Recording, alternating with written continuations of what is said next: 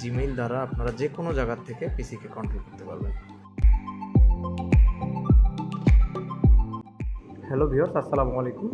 CCTV pro service থেকে আপনাদেরকে স্বাগতম জানাচ্ছি। আমি আকাশ, সাথে থাকবেন।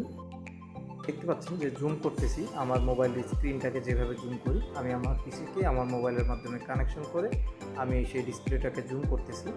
তো আপনারা যারা এইভাবে আপনার পিসিকে স্মুথলি কানেক্টেড করে আপনি মোবাইলের মাধ্যমে কাজ করতে চাচ্ছেন, তিনারা ভিডিওটি সম্পূর্ণ দেখবেন।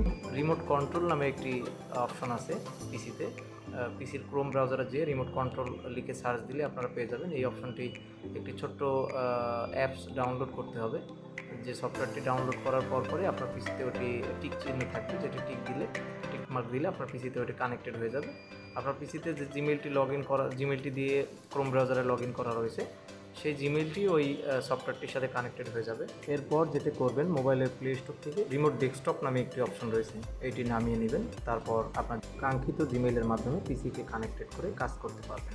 ধন্যবাদ।